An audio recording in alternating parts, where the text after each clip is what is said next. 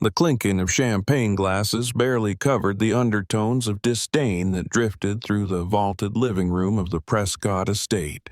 Chandeliers sparkled above a floor of imported marble, and soft jazz played from hidden speakers as guests in tuxedos and satin gowns lounged on antique couches imported from Florence. In the center of it all stood Genevieve Prescott, heiress to a legacy of steel magnates and trust funds older than most countries. Her lips curled in a smile that didn't quite reach her eyes as she watched her guests chat and sip expensive wine, oblivious to the world outside their gated neighborhoods. Near the grand piano, a teenage boy moved silently, carrying a tray of hors d'oeuvres with a focus that made him nearly invisible. His name was Noah Delgado, 17 years old, tall but lean, with dark eyes that gave away little. He was there helping his mother Marisol, who had worked in the Prescott household for 2 decades, mostly unnoticed except for when something needed scrubbing. Genevieve spotted him and called out in a voice that held the crisp chill of ice, "Come here, boy. How about showing us how you play chess in the slums?" The room laughed politely, the kind of laugh that's more for social lubrication than humor. Noah froze for a moment, his hands steady, his face unreadable. Marisol, standing nearby, flinched. She had polished those floors, dusted those picture frames, and changed linens in that mansion since Noah was a toddler. She had poured her sweat and life into this house, and now her son was being used as the night's amusement. Genevieve motioned dramatically toward a marble inlaid chessboard on the center table.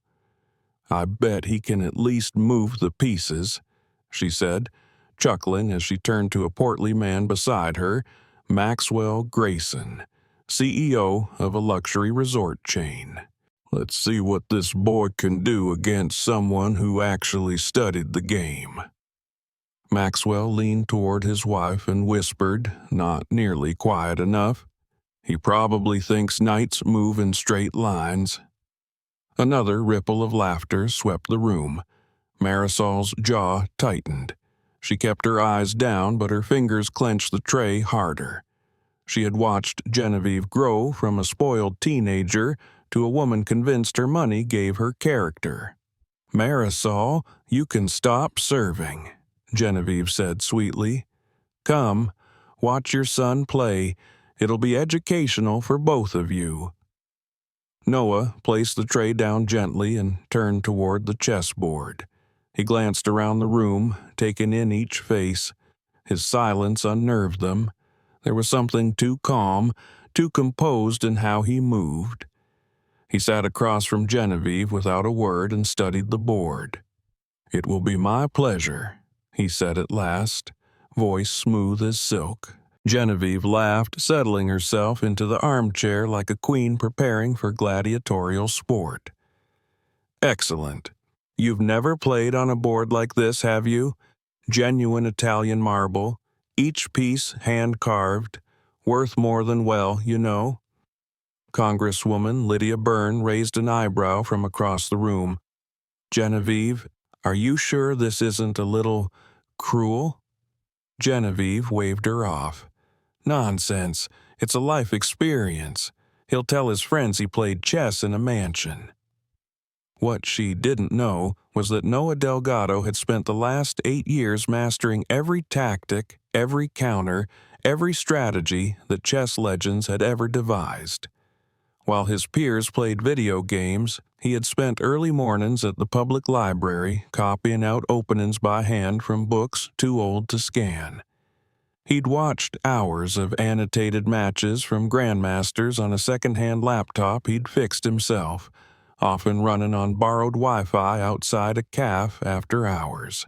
And now, as Genevieve arranged the pieces with theatrical flair, Noah aligned his side with a precision that made Maxwell squint. Each piece landed exactly in the center of its square, not too fast, not too slow. "Let's make this interesting," Genevieve said loudly to the room. If this boy manages to scare me even once, I'll donate 1,000 to a public school of his choice." That drew fresh laughter, but Noah looked up and smiled a smile that didn't reach his eyes. Marisol, watching from the corner, felt a chill. She'd seen that smile before when he'd solved his first algebra problem in second grade, when he told her he didn't need her to quiz him anymore because he'd memorized the periodic table. "I always play white," Genevieve said casually. "Family tradition." Noah gave a short nod and arranged his black pieces. She opened with pawn to e4. "Classic opening," she announced. "We learned this at Stanford." Noah responded instantly with the pawn to c5, the Sicilian defense. Maxwell Grayson nearly choked on his wine. That wasn't a beginner's move. That was the opening of someone who knew how to control tempo and space. "Interesting," murmured Lydia Byrne, leaning forward. Genevieve played knight to f3 confidently. She was probably following a sequence she'd learned in some socialite chess club, more about appearance than depth. Noah allowed himself a brief flicker of memory finding a torn chess book in a recycling bin when he was 9, hiding it in his backpack like it was treasure, asking Marisol to explain the rules between her night shifts. "Why chess?" she had asked him. "Because rich kids always think they're smarter," he'd said. Now, back in the living room, Genevieve pushed pawn to d3. Cautious, defensive. Noah played knight to c6 development with purpose. "He's moving too fast," Genevieve muttered to Maxwell. "In real chess, you think before you act." Noah, catching that, paused dramatically, then pushed pawn to g6. It looked impulsive to the untrained eye, but it was calculated. "See?" Genevieve said, triumphant. "No patience." But Maxwell was frowning. "He's setting up a fast dragon," he whispered. "A what?" Genevieve snapped. "A very advanced variation of the Sicilian," Maxwell said, almost impressed. Attention began to spread through the room. Noah wasn't just playing. He was controlling the board. Every move a piece of a larger story only he could see. Marisol's heart pounded. She had known her son was brilliant, but this was another level. On his 10th move, Noah made a subtle sacrifice that made Maxwell spill his whiskey. "Genevieve," he whispered, "you're being outplayed." But Genevieve wasn't listening. She was too focused on saving face.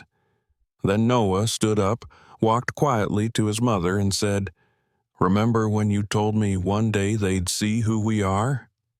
Marisol nodded, tears in her eyes. He walked back to the board. His next move created a double threat: protect the king, lose the queen. Protect the queen, face checkmate in 3. Genevieve froze. For the first time, her hands trembled. She tried to fight back, made a desperate move, but Noah responded with queen to h5. Check. 3 pathways to victory. Silence fell over the room.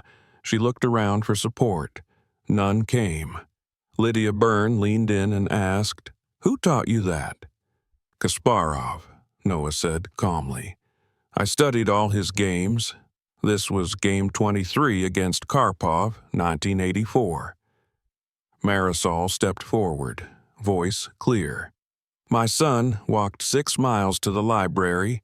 We couldn't afford internet. He solved chess problems by candlelight because our power was cut. He taught himself everything." Gasps echoed. Genevieve's confidence collapsed. Noah whispered, "Checkmate," and placed his queen. A long pause. Then murmurs of disbelief. Genevieve stood, knocked over pieces. "This was a setup. Someone trained him to humiliate me." Noah stayed seated. "Would you like a rematch? Or perhaps I can play everyone in this room at once?" The comment landed like a thunderclap. Marisol finally looked Genevieve in the eye. "He's not being arrogant. He's being honest. Something you've never been." Genevieve turned red. "You forget your place." "No," Marisol said. "I remembered my worth." The room shifted. Eyes that once admired Genevieve now judged her. Lydia Byrne rose. "Noah, are you interested in scholarships?" Noah smiled. "Very interested, ma'am." She handed him her card. "Call me Monday." As they left the mansion, Marisol removed her apron. Noah tucked the card into his pocket.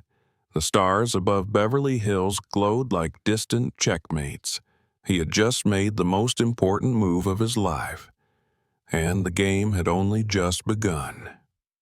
The door of the Prescott estate closed with a soft finality behind them, but the echo of what had happened inside still rang in Noah's ears like a distant bell tower. Marisol walked beside her son in silence, her steps slow, unsure whether she was floating or merely stunned. They passed by manicured hedges that had been sculpted by people like her, and walked down a cobblestone driveway that her hands had once helped polish during late summer events. But tonight, for the first time in 20 years, she wasn't leaving as someone who had merely served. She was leaving as the mother of a prodigy.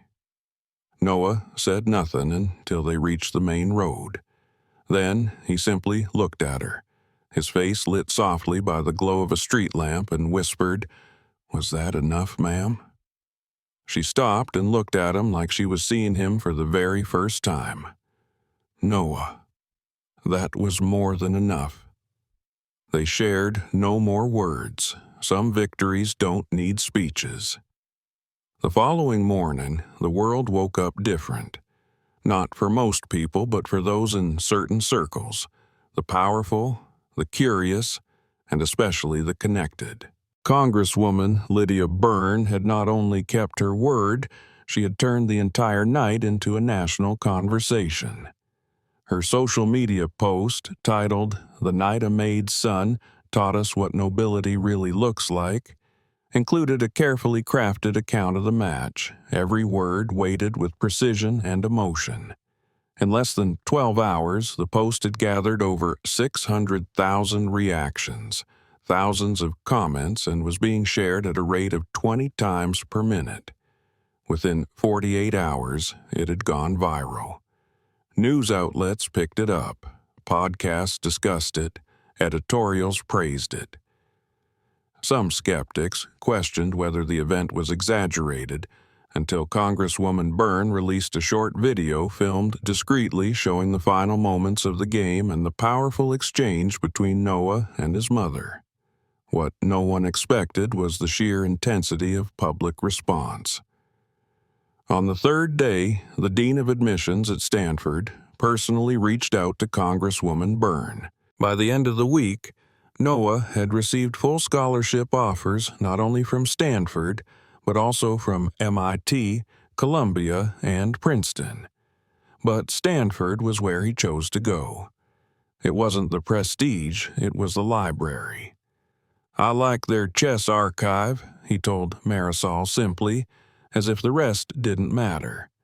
When asked by a local news crew what the moment felt like, he replied, "Checkmate isn't the end of a game. It's the beginning of a lesson." Meanwhile, Genevieve Prescott's world began unraveling in elegant silence. The Prescott Foundation removed her from their honorary board, citing values misalignment. The Palmetto Country Club rescinded her family membership after multiple board members threatened to resign. Invitations to art galas, charity events, and industry dinners quietly dried up. She was no longer the darling of Beverly Hills. She was its cautionary tale. At her next public appearance, she tried to spin the story. "It was all in good fun," she told a group of reporters with an empty smile. "I had no idea the boy was so talented. I'm glad he got attention from it." But the media wasn't interested in sanitized regret. They were interested in the truth. They were interested in Noah. And so the narrative shifted away from old money and its regrets toward new voices writing a different kind of success story. Noah arrived at Stanford 6 months later with only 2 bags. One for his clothes, one for his books. He didn't own much, and he didn't need to. In his pocket, he carried a small chess piece, a white pawn worn at the edges, with a chip near the base. It was from the first cheap plastic set he had bought with saved coins when he was 10. He called it his reminder. "That everything starts small," he said once. His roommates thought he was strange, at first quiet, reserved, almost aloof, until one of them challenged him to a chess match. 3 turns in, the roommate blurted, "Wait, are you that kid from the video?" Noah smiled and nodded. That kid quickly became the mind around campus. Professors invited him to research groups. The engineering department, hearing of his self-taught background, offered him a dual track in AI and logic design. Meanwhile, the video of the Beverly Hills match continued to circulate, now featured in TED Talks, motivational compilations, and education forums across the country. But Noah never tried to capitalize on it. He refused all offers for book deals, branding collaborations, or speaking engagements that turned him into a commodity. "I'm not a story," he once said. "I'm a student." Still, he didn't shy away from the responsibility it brought. He founded the Delgado Initiative, an online platform that offered free chess lessons, logic puzzles, and mentorship for underserved students across America. The tagline was simple: "Every move counts." And within 6 months, over 1,200 students had signed up. Volunteer mentors from universities nationwide joined. Some of those students were homeless. Some had single parents. Some had never seen a chessboard in real life. But they all saw one thing: themselves in him. And that, Noah believed, was the point. Meanwhile, Marisol continued working now as a supervisor in a luxury hotel in Santa Monica. She wore a blazer instead of an apron. Her name tag said Marisol Delgado, team lead. Guests greeted her with respect. Her team adored her. She didn't flaunt the story of her son. But sometimes, when she was alone in the break room, she would scroll through the video of that fateful night and pause at the moment Noah looked up at her and said, "Remember when you said one day I'd show them?" And she'd whisper, "I do, mijo, I do." Back in Beverly Hills, Genevieve Prescott lived in silence. Her name still carried weight on legal documents and property deeds, but not in conversations that mattered. Her assistants came and went. Her calls often went unanswered. Her friends had moved on to new causes and younger faces. Once, during a gala she wasn't invited to, she saw a billboard outside the venue with a quote from a young man. It read, "Respect isn't given by wealth, it's earned by truth." Below it was Noah's name. She looked away and got into her car. But even with the windows closed, the words stayed with her. Across the country, in a Stanford classroom filled with whiteboards and circuit diagrams, Noah sat at the back of the room, quietly solving a logic matrix. Around him, conversation buzzed, pencils scratched, ideas flew. But he was somewhere else entirely. Not in Beverly Hills, not in pain, but in focus. Because for Noah Delgado, life wasn't about winning a game. It was about understanding the board and making every move count. It had been a year since that night in Beverly Hills, yet its impact still unfolded like the second act of a game that had only just begun. Noah Delgado now in his second year at Stanford, walked the cobblestone paths of the university with the same quiet presence he had carried into the Prescott mansion. But something within him had shifted. Not pride, not arrogance, something deeper. Purpose. Between engineering lectures and chess club meetings, he had built something far greater than he had anticipated. The Delgado Initiative was no longer just a platform for kids to learn chess. It had become a community, a movement. Students from neighborhoods like his joined in droves, some using borrowed phones to attend virtual strategy sessions, others walking miles to public libraries just like he once had, hoping that logic could unlock a door that poverty had kept closed. Noah never missed a message.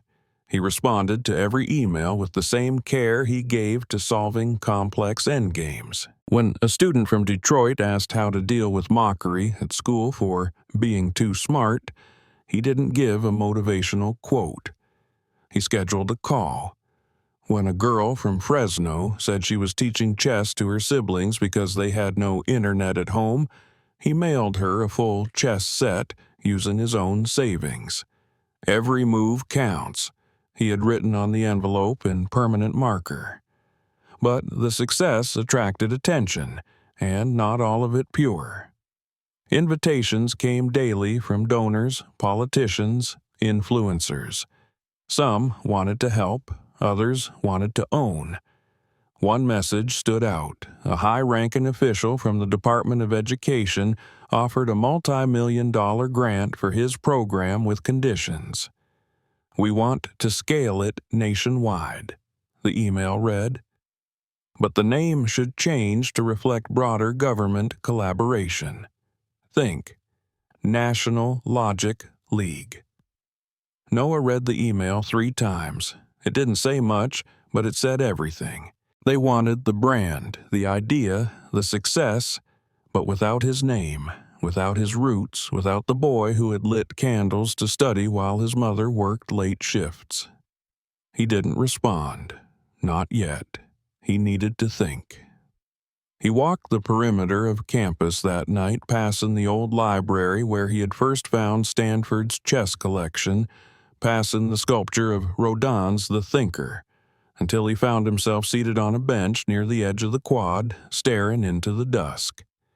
He pulled a pawn from his pocket, the same chipped piece he carried everywhere. He turned it slowly in his hand.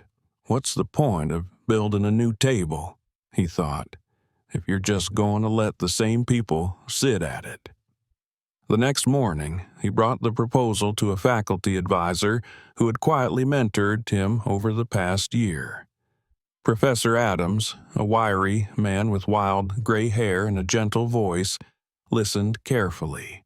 "You know," he said, leaning back, "sometimes the most dangerous offer isn't the one that takes from you. It's the one that makes you trade what can't be bought for what looks like a shortcut." Noah nodded slowly. He didn't want a shortcut.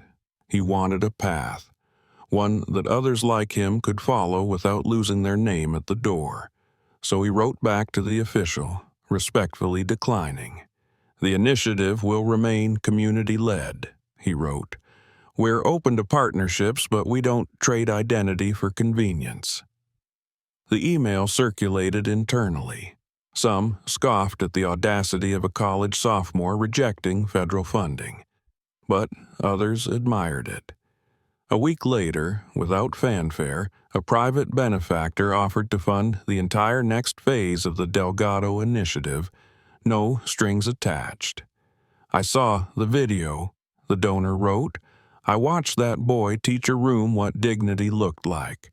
I want more kids to feel that." Noah accepted. Quietly.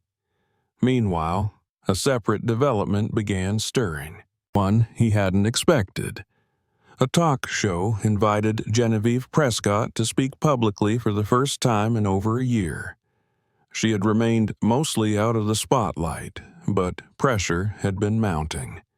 Her family legacy was being re-examined, and whispers of foundation mismanagement had begun to circulate in charity circles. The show, known for high-profile redemptions, wanted a ratings spike. She agreed. The host leaned in, fake sympathetic. "Do you regret what happened that night?" Genevieve paused. Her face was thinner than before, her voice more measured. "I regret underestimating him. But what I regret more is what that moment revealed about me." She looked into the camera. "Noah Delgado taught me a lesson I should have learned decades earlier." The video trended for a few hours. Some were moved. Others called it damage control. Noah didn't respond. Not publicly, not privately. He had nothing to prove. But 1 week later, something unusual arrived in his campus mailbox. A letter, handwritten, thick ivory paper, elegant cursive, from Genevieve. He opened it slowly. "Dear Noah," it began, "this is not an apology, it's an acknowledgement. You beat me, not just at chess, at humanity. And I hope someday you'll forgive me not for what I said, but for what I represented. I've stepped down from the Prescott Foundation.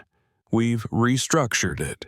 The new focus, mentorship and education in underserved communities. Because of you. I will not attach my name to it. That honor should go to those who build, not those who watch. Sincerely, Genevieve Prescott." Noah read the letter twice, then folded it neatly and placed it in a small box he kept beside his bed, next to the pawn, and the copy of the first chess book he ever read. That weekend, he hosted the first in-person summit for Delgado Initiative students. Over 200 kids arrived on campus, many on buses from places Noah once called home. They wore mismatched shoes, frayed backpacks, and the biggest dreams you'd ever see. Noah greeted each of them. No fanfare, no spotlight, just eye contact, a handshake, a promise. That weekend, they didn't just play chess, they talked about logic, about truth, about using strategy in life. Marisol sat in the back of the auditorium, watching. She didn't need to speak. The tears did that for her. One night, after the summit ended, Noah stood outside the dormitory with one of the students, a quiet boy named Eli from East Oakland. "Mr. Delgado," the boy said, staring at the stars, "do you think people like us can change the world?" Noah looked up. "I think people like us already are. They just haven't noticed yet." And in that quiet, under a sky he used to only see through a window, he realized this wasn't about beating the game. It was about changing the rules so everyone could play. The evening air in Washington, D.C. felt dense with possibility as Noah Delgado stepped out of the rideshare car and onto the wide granite steps of the Capitol building. The moment felt surreal, yet not overwhelming. He had long since made peace with how far he'd come, and now he stood at the threshold of something bigger than himself. Tonight was not about proving anything. It was about laying a new foundation, a new structure built not on legacy or inheritance, but on logic, dignity, and access. Inside the chamber, where senators and policymakers usually traded power like chess pieces, the mood had subtly shifted. Delegates from both sides of the aisle had gathered, not for a vote, but for a hearing on education reform. And for once, the spotlight was on an idea born not in a university think tank, but in a borrowed library seat lit by a flickering desk lamp. Noah's name was listed on the docket as founder, the Delgado Initiative, testimony on logic-based learning models in underserved communities. He adjusted the simple navy suit that had been gifted to him by a local nonprofit and walked calmly past portraits of past presidents. His fingers brushed the folded pawn in his pocket. He didn't need a speech. He had lived it. Seated behind the microphone, he looked out at the half-full chamber. Some looked skeptical, others politely curious. He spoke not with flair, but with truth. "Good evening," he began. "I didn't come here to impress you. I came to tell you that strategy can't exist where children don't believe they matter." He explained how logic training through chess had changed not just academic scores, but entire mindsets in the communities his platform served. Every move has consequences. Every child should have the right to learn how to think several moves ahead, not just to win games, but to escape patterns they were never meant to inherit. At some point, even the aides had stopped taking notes and started listening. A senator from the Midwest leaned forward and asked, "Mr. Delgado, what would it take to make this national?" Noah paused, then replied, "Not money. Vision. A system that stops asking if they're smart enough to learn and starts asking if we're brave enough to teach differently." The room fell silent. And in that silence, something shifted. Not instantly, not publicly, but deeply. 2 weeks later, the Delgado Initiative was granted a pilot partnership with 10 public school districts across 5 states, with no name changes, no bureaucratic dilution, just the program as it was meant to be. Meanwhile, in a classroom in Phoenix, a student named Tasha placed her knight perfectly on the board and whispered, "Check," to the principal of her school who had underestimated her. In Detroit, a boy who once got suspended for fighting used chess to win a statewide strategy competition. In Savannah, a grandmother learned alongside her grandson and cried when he won his first game against her. In these places, the initiative wasn't just a website or curriculum. It was a signal that their lives, too, could follow different moves. One afternoon, as Noah walked across the quad at Stanford, his phone buzzed. It was a text from Lydia Byrne. It read, "You should check the Times. You made the front page again. But this time it's not about the match, it's about what you built." He opened the article. The headline read, "Noah Delgado's Quiet Revolution, From Pawn to Architect." He chuckled. It wasn't wrong. That evening, he sat alone in the chess room of the university library, surrounded by aged books and dusty boards. Across from him was a photo of his mother, smiling proudly as she pinned his honorary award from the Department of Education onto his suit just a month prior. She hadn't cried then. She had stood firm, back straight, knowing her son had changed the very system that once kept them out. He set up the board, not for a game, but for reflection. Each piece placed carefully. At the center of the table, he laid the chipped pawn. He stared at it, remembering the nights with no heat, no internet, no noise except his mother's tired breathing as she returned from work. Then he reached into his bag and took out a thin wooden plaque. It read, "Respect isn't granted by legacy. It's earned through truth." On its back was a small engraving, "Presented to Carmen Delgado for teaching the first move." She had never asked for recognition, but everything he had done had been a continuation of her sacrifices. The next morning, he traveled to Santa Monica. The hotel she now managed gleamed with glass and marble. She greeted guests with practiced warmth and calm authority. When she saw him, she smiled the kind of smile that mothers give when they're both proud and exhausted from holding the universe together for so long. "Ma'am," he said, pulling the plaque from his bag, "they gave me an award, but this one's for you." She took it in her hands like it was made of something far more precious than wood, and in that moment, She didn't see the boy who once asked why they didn't have a computer. She saw a man who had taken her pain and turned it into power. That night, back in his apartment, Noah sat down to write an update for the initiative's site. But instead of a report, he wrote a letter. It read, "To the students who think they're invisible, you are not. To the mothers who light candles over textbooks, you are not forgotten. To the world that still judges brilliance by the clothes it wears or the address it comes from, we're rewriting the rules, one game at a time." And below that, just 2 words, checkmate, world.